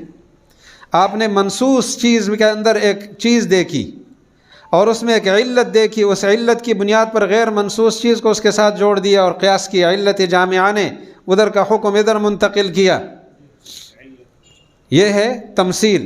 شراب حرام ہے، منصوص ہے کہ حرام ہے، کیوں حرام ہے؟ ہم نے اس کی ساری خصوصیات جان اٹھائی۔ شراب کے اندر حرمت کی وجہ نمبر 1 کیا ممکن ہے؟ اس لیے کہ یہ سیال ہے، دیکھا تو سیال چیزیں ساری حرام ہونی چاہیے، حرام نہیں ہے، لہٰذا سیال ہونا وجہ نہیں ہے۔ دیکھا بھئی انگور سے بنی چیز ہے، انگور کا شیرہ ہے، بھئی انگور کا شیرہ جب تک نشہ نہیں آیا حرام نہیں ہے، یہ بھی وجہ نہیں ہے، چھوڑ دو۔ اچھا اگلی وجہ یہ ہے کہ اس میں بدبو ہے، بھئی بدبودار اگر مچھلی ہوگی اور وہ بھی حلال ہے، وہ حرام نہیں ہے، تو بدبو بھی وجہ نہیں ہے۔ آخری وجہ نظر آئی نشہ ہے، اچھا نشے کی وجہ سے حرام ہے۔ اب جہاں جہاں نشہ جائے گا حکم جائے گا نہیں جائے گا؟ مقیس علیہ، مقیس علت جامعہ اور حکم، تو یہ اس حجت کی 3 صورتیں ہو گئی۔ اچھا استدلال جزی سے کلی پر ہو تو کیا ہے؟ جزی سے جزی پر ہو تمثیل ہے۔ قیاس کا تھوڑا سا بیان، وہ قضایا، قیاس 2 یا چند قضایا سے مرکب دلیل ہے، قیاس خود دلیل ہے، قضایا سے مرکب ہے، ان قضایا کو ماننے کے نتیجے میں تیسرا قضیہ ماننا پڑتا ہے۔ آپ 2 قضیہ مانیں تیسرا نہ مانیں، یہ نہیں ہو سکتا۔ 2 قضیہ مانتے ہیں تیسرا نہیں مانتے، یہ عجیب بات ہے، 2 تو مانتے ہیں تیسرا نہیں مانتے۔ تو جب 2 قضیے مان لیے، مثلا آج کا دن کیا ہے جی؟ جمعرات، اور جمعرات کو مدرسے میں چھٹی ہوتی ہے، یہ بھی تسلیم ہے۔ آج جمعرات ہے اور مدرسے میں چھٹی ہوتی ہے، کہتے ہیں نہیں آج تو چھٹی نہیں ہے، تو کیا مطلب ہے؟ اس کا مطلب یہ ہے کہ ایک چیز کو پھر تسلیم نہیں کر رہا۔ مثال کے طور پر ہر سچا پیغمبر مقدس ہے، اس کو ایک آدمی مانتا ہے، اور ہر مقدس واجب الاحترام ہے، ان دونوں کو تسلیم کرے گا تو کیا اس تیسرے قضیے کو تسلیم نہیں کرے گا؟ اوپر یہ بات تھی ہر سچا پیغمبر اور ہر مقدس، تو نتیجہ اس کے معنی بغیر راستہ ہی نہیں ہے۔ جب وہ 2 قضیہ مانتا ہے تیسرا کیسے نہیں مانتا؟ زید عمر کا بیٹا ہے اور عمر کا ہر بیٹا شریر ہے، تو زید کیسے شریر نہیں ہوگا پھر؟ قیاس کی کتنی قسمیں ہیں؟ قیاسی، یہ قیاس استثنائی، استقرائی، کلی سے جزی کا حکم معلوم کرنا ہو، جزی سے کلی کا حکم معلوم کرنا ہو، جس کو استقراء کہتے ہیں، وہاں بھی یہی قیاس چلے گا۔ اور جزی سے جزی کا حکم معلوم کرنا ہو، تمثیل، وہاں بھی یہی قیاس چلے گا۔ اور استثنائی بھی ہوتا ہے اور اقترانی بھی ہوتا ہے۔ استثنائی قیاس وہ ہے جس میں نتیجہ خود یا اس کی نقیض خود موجود ہو بعینہ ہی، یا خود نتیجہ ہوگا یا اس کی نقیض موجود ہوگی اور بیچ میں لفظ لاکن آئے گا۔ ایک قضیہ شرطیہ اور ایک حملیہ۔ اگر نبوت کا سلسلہ ختم ہے تو غلام احمد کذاب ہے، یہ ایک قضیہ ہے۔ لیکن نبوت کا سلسلہ ختم ہے تو نتیجہ کیا نکلا؟ یہ دو قضیے جو مانتا ہے، تیسرا نہیں مانتا، یہ ممکن نہیں ہے۔ اس کو مانتا ہے کہ اگر نبوت کا سلسلہ ختم ہے تو غلام احمد کذاب ہے، ان میں تلازم مانتا ہے، اور نبوت کا سلسلہ تو غلام احمد پھر کون ہے؟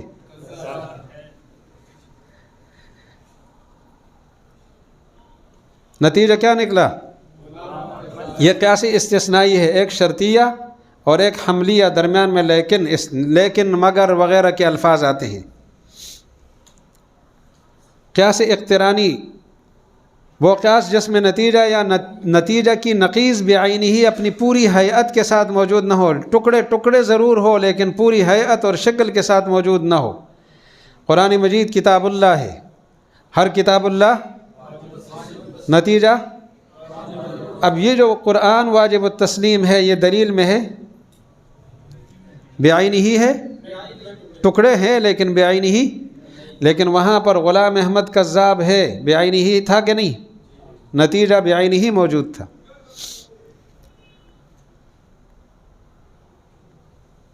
قیاس اقترانی حملی ہوتا ہے اور شرطی ہوتا ہے۔ سارے قضیے حملیہ ہیں تو حملی، اور کوئی ایک شرطیہ ہے تو شرطی۔ شرطی پھر متصلی بھی ہوتا ہے اور منفصلی بھی ہوتا ہے۔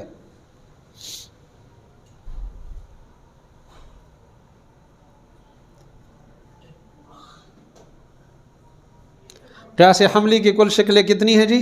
4۔ قیاس حملی کی شکل اول حد اوسط صغرا میں محمول ہو اور کبرا میں موضوع ہو تو یہ شکل اول ہے۔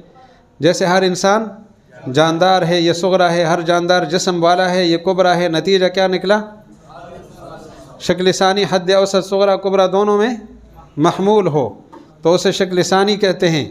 اور جیسے ہر انسان جاندار ہے اور کوئی پتھر جاندار نہیں ہے تو نتیجہ کیا نکلا؟ کوئی انسان پتھر نہیں ہے۔ شکل ثالث حد اوسط صغرا کبرا دونوں میں کیا ہو؟ شکل ثالث کہلاتا ہے ہر انسان لکھنے والے ہیں تو بعض جاندار لکھنے والے ہیں۔ اس کے نتیجے پر تفصیلات آگے آ رہی ہے۔ حد اوسط صغرا میں موضوع اور کبرا میں محمول ہو تو شکل رابع کہلاتا ہے ہر انسان جاندار ہے، بعض لکھنے والے انسان ہے تو بعض جاندار کیا ہو گئے؟ ان کی شرائط دیکھیں گے، ان شرائط پر دیکھیں گے کہ کوئی مثال ایسی تو نہیں ہے جو شرائط سے ہٹ کر ہو، جو ابھی ہم نے مثالیں دی ہیں۔ شکل اول میں ایجاب صغرا اور کلیت کبرا شرط ہے نتیجہ دینے کے لیے۔ ایجاب صغرا موجبہ ہوگا، کبرا کلیہ ہوگا۔ صغرا کیا ہوگا؟ بولو تو صحیح۔ موجبہ کلیہ بھی ہو سکتا ہے، جزیہ بھی ہو سکتا ہے، لیکن سالبہ نہیں ہو سکتا۔ اور کبرا کلیہ، سالبہ کلیہ بھی ٹھیک ہے، موجبہ کلیہ بھی ٹھیک ہے، لیکن جزیہ کوئی نہیں ہوگا، تب جا کر نتیجہ درست نکلے گا۔ شکل ثانی کے لیے شرط اختلاف المقدمتین فی الکیف مع کلیت الکبرا، کبرا کلیہ ہوگا اور دونوں ایجاب و سلب میں مختلف ہوں گے، یہ موجبہ تو وہ سالبہ، یہ سالبہ تو، اور کبرا بہرحال کلیہ۔ شکل ثالث کے لیے شرط ایجاب الصغرا مع کلیت احداہما، صغرا موجبہ ہو، کوئی ایک کلیہ ہو، صغرا کا موجبہ ہونا ضروری ہے، کبرا جیسے کیسے ہو۔ اور چوتھی شکل اس کی 2 صورتیں ہیں، ایجابہما مع کلیت الصغرا، دونوں موجبے ہوں تو صغرا کلیہ، اور اگر ایسا نہ ہو مختلف ہوں تو اختلافہما مع کلیت احداہما۔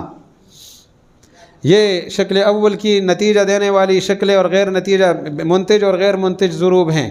صغرا موجب کلیہ، کبرا موجب کلیہ ہے، نتیجہ موجب کلیہ آئے گا، اور موجب کلیہ صرف شکل اول کے پہلی ضرب کی خصوصیت ہے۔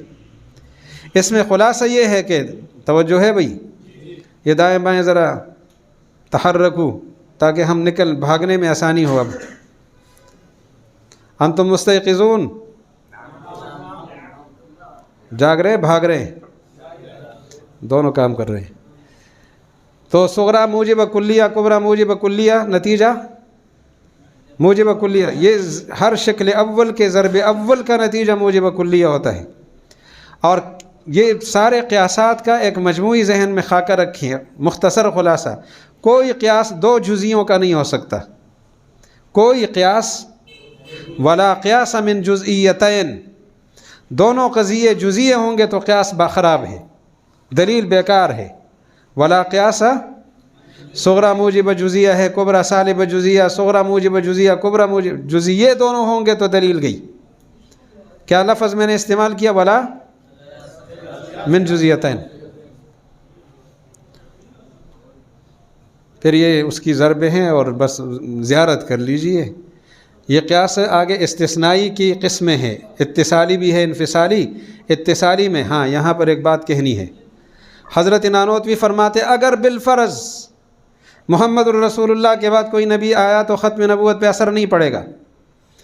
یہ قیاس استثنائی اتصالی ہے. اگر نبی آیا تو ختم نبوت پر فرق نہیں پڑے گا.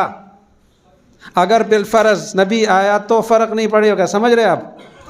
اس میں مقدم ہے اگر بالفرض کوئی نبی آیا، یہ فرض کی قید ساتھ ملحوظ ہے، تو ختم نبوت پہ اثر نہیں پڑے گا. یہ اس کے لیے تالی ہے.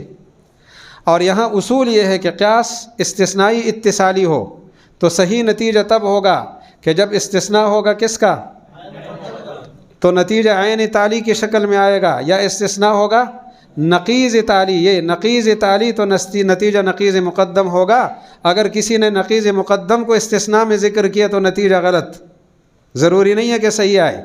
یا اگر تالی کا عین نکالا تو بھی نتیجہ غلط. استثناء عین مقدم تو نتیجہ نقیض تالی کیا ہوگا؟ عین تالی کی شکل میں ہوگا. اور یہاں پر استثناء عین مقدم ہے. اگر ہم فرض کر لیں کہ محمد الرسول اللہ کے بعد کوئی نبی آیا ہے تو ختم نبوت پہ اثر نہیں پڑے گا، لیکن ہم نے فرض کر لیا تو ختم نبوت پہ اثر نہیں ہوا، کیونکہ فرض کرنے کے باوجود ہم نے دلائل دی ہے کہ محمد الرسول اللہ کی جو شان ہے اس درجے کی کسی کی ہو نہیں سکتی. لیکن اس کا یہ مطلب ساتھ وہ فرماتے ہیں کہ لیکن ختم نبوت ذاتی کو ختم نبوت زمانی لازم ہے. جس کو ختم نبوت ذاتی حاصل ہے اس کو زمانی ضرور حاصل ہے. جو نبوت کے اس منصب پر فائز ہوگا آئے گا آخر میں، اس کے بعد کوئی اور آ نہیں سکتا. اس کی وجہ بیان کی. کوئی بعد میں نبی آئے گا اس کی شان بڑی ہوگی پیغمبر سے، تو پھر ان کی یہ ختم نبوت اعلیٰ درجے کی نہ ہوئی، نبوت اعلیٰ شان کی نہ ہوئی. جب ہم نے فرض کیا خلاف مفروض جہاں لازم آتا ہے دلیل ختم ہو جاتی ہے. لہذا محمد الرسول اللہ کی نبوت اعلیٰ شان کی ہے. جب اعلیٰ شان کی آپ کے بعد پرانے پیغمبر آئیں گے اپنی نبوت لے کر، اگر آئیں گے اپنی شریعت نافذ کریں گے یا نہیں کریں گے؟ نہیں کریں گے تو فائدہ کچھ نہیں. اگر بعد میں آئیں، پہلے نہ آئے. عیسیٰ علیہ السلام تو بعد میں آئیں گے، تائید کے لیے آئیں گے، وہ اور مقصد کے لیے آ رہے ہیں. اپنی شریعت کے لیے اگر آئے، نئی بعثت ہو تو فائدہ کچھ نہیں ہے. اور اگر نافذ کریں تو پھر افضل کے بعد مفضول کیسے نافذ کریں؟ تو ختم نبوت ذاتی کو زمانی لازم ہے. جہاں محمد الرسول اللہ کی نبوت ہوگی وہاں کوئی اور نیا نبی نہیں آ سکے گا. تو بہرحال یہ چیزیں آپ کے سامنے آ گئی. بس ایک نظر سے یہ دیکھ لیں اور انشاءاللہ پھر عشاء کے بعد ملیں گے کہ بھاگ جائیں گے آپ؟ عشاء کے بعد کہ نماز کے بعد؟ عشاء تو ابھی ہے. آپ لوگ تنگ تو ہو گئے ہوں گے.